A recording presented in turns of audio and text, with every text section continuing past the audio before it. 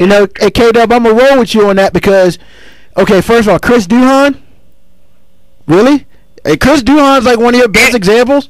I mean, Raymond Felton? I just gave it to you. Raymond Felton, Chris Duhon? Who else has he had? Tony gives you the freedom to do things and but that's the point. I can do that. But no, you can't. No, you can't. No, you can't. No, you can't. Come on, yo. All right, we'll look at it like this. Because like you said, he gives you the freedom to do that. Jeremy Lin got waived by 2 NBA teams, and he washed out in the D-League. Didn't even get drafted. No. See, that's where you're wrong. That's where you're wrong. Tell me I'm wrong. Where am I wrong? He didn't wash out in the D-League. The reason why he was called up was because he was one of the better players on the particular on the team that he was playing on when he was in the D-League. But you got to also understand that it goes by the particular system or the freedom that you may get playing for a particular coach.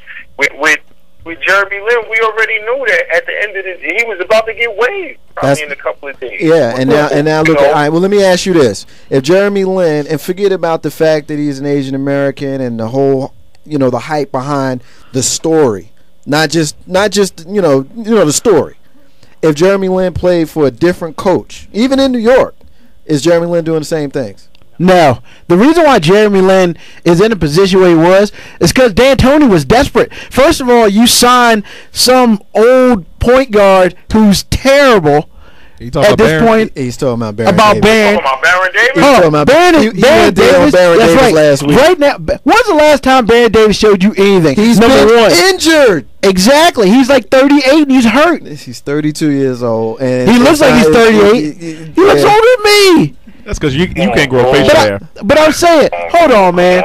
But you're not. But Baron Davis wasn't playing. Shumpert really wasn't doing a job. I don't even know what Herb is at this point. Herb.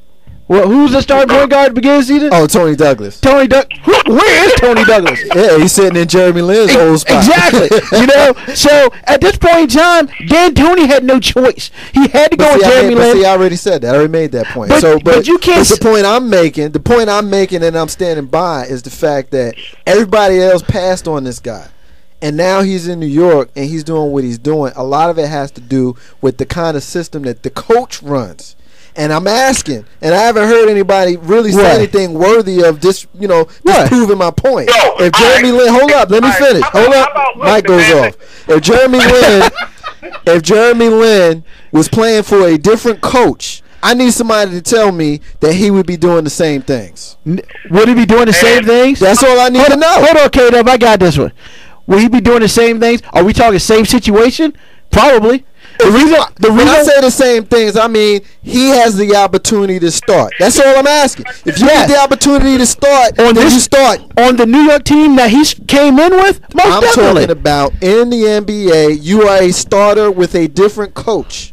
If you are a starter with a different coach, and you are Jeremy Lin with your skill set, would you be doing what you are doing now if you had a different coach? Because I'm asking you that question predicated on my point that not that I'm a fan of Mike D'Antoni, the coach. I am a fan of Mike D'Antoni, the point guard coach, and that's all I'm saying. You're point guard coach. The dude's coached 2 people that's worth anything. I'm trying to. And then one of them was already a beast before he touched him. Let's not overstate Steve Nash. Whoa, let's not overstate him. When Steve Nash went to Phoenix, Steve Nash won 2 MVPs in Phoenix under Mike D'Antoni. Because who was he throwing it to? Doesn't matter. I'm talking about that. He was terrible. Okay, well he had Dirk in Dallas.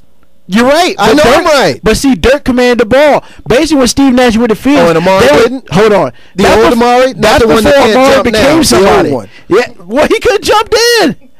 Yeah. I'm just saying that before Amari became anybody, he was a rookie in Phoenix, and Steve Nash was running stuff. Steve Nash averaged 11 assists a game. Why? Because he was throwing it to people who were wide open. Okay, well, Jeremy Lin's averaging 9, throwing it to who knows who. I think Jeremy Lin's assist to turnover ratio is like 2. I know it's 2 to 1, and that's livable. When you look at the stat sheet, it was 3 to 1.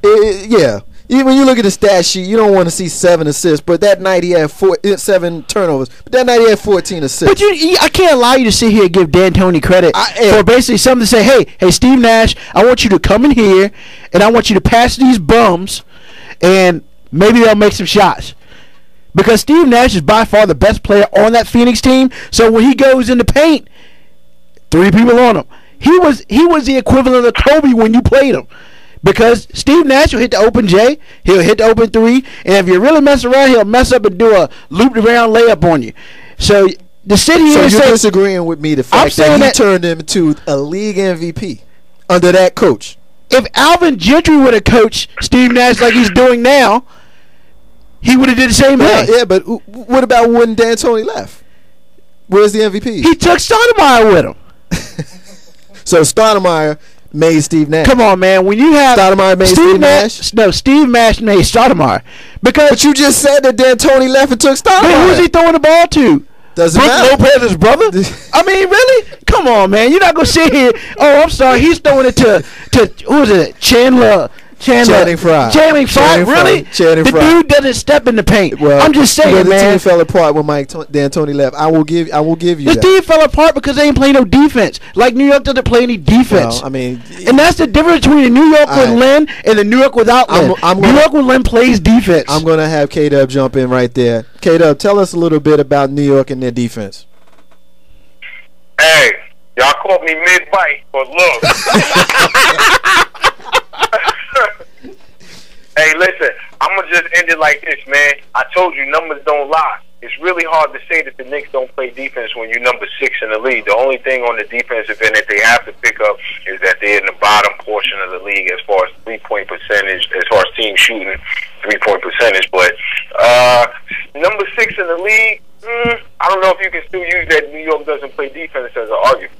But I would say, K-Dub, that New York has played better defense since Jeremy Lin has been in the game for them than they do now. That's coming from someone who's paying attention now. Well, I'm asking K-Dub. They were playing defense with or without Lin being in the game. So you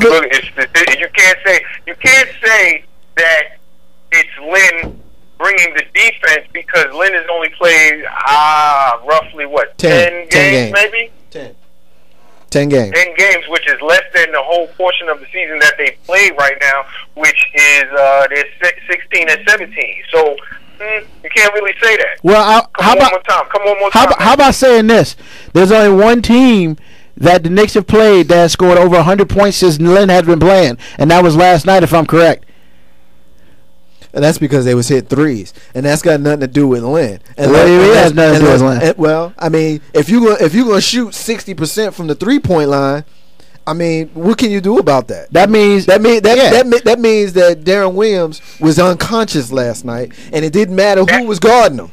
That means they respected. Understand what we just said. You said that they shot 60% from the 3-point line, and what I just said was, the Knicks' Achilles heel as far as their defense is concerned is the opponent's 3-point possession. So basically, the teams played, the Knicks played toward, their particular deficiency on defense, and that was, if you look at the box score, really, that's where the Knicks lost the game at. All right, well, let me ask you this, K-Dub, and I want to move away from the straight-up Jeremy Lin conversation. Kind of same thing, but last night, Carmelo Anthony made his return to the lineup for the first time in 2 weeks. A lot of people in New York are giving negative credit, I should say, for lack of a better term, to Carmelo. There were a lot of concerns whether Jeremy Lin and Carmelo Anthony could play together. And in Carmelo's first game back last night, the Knicks lost to the New Jersey Nets. Now, anybody who watched that game knew that the Knicks really didn't have a chance in that game the way that New Jersey was shooting those threes. A lot of it didn't have to do with the fact that Carmelo Anthony returned to the lineup, but the Carmelo haters are going to make it about him. What do you say about Carmelo and Jeremy Lin playing together? Oh, I think that's real absurd for people to say that. That's like saying that Carmelo can't play with a point guard, and that's crazy. You know what I'm saying? Would you have said that if Chauncey was there? I doubt that. If anything, all right, listen. Here's the thing. Jeremy Lin has shown that he does look for his teammates. So, if anything, what that gives Carmelo is an opportunity not to have to expend more energy bringing the ball up. He can come off of picks and he can work within the offense. So, by having Jeremy Lin there, that may lift his shot attempt maybe 3, maybe 4 more shots per game. You know, as well as the type of player that Jeremy Lin has shown that he is. When it's game time, he's going to be looking for Carmelo Anthony, Amari Stoudemire, Tyson Chandler, or wherever the particular matchup benefits the Knicks. So for people to just, you know what, man, I'm not feeding into that. I wouldn't feed into that because that's just a story or what have you. But the individuals that understand basketball, man, come on, the type of player that Jeremy Lin is, he's gonna be looking for Carmelo automatic. All right, we're gonna ask you one more question, and we're gonna take a break, and we're gonna pick up the rest of the NBA on the other side. Quick question. I'm gonna give you a chance to answer it first, Dub, and then I'm gonna go around to the fellas. Yes or no? Real quick explanation. Is Jeremy Lin the real deal? Will he be in the league as a viable player in 5 years?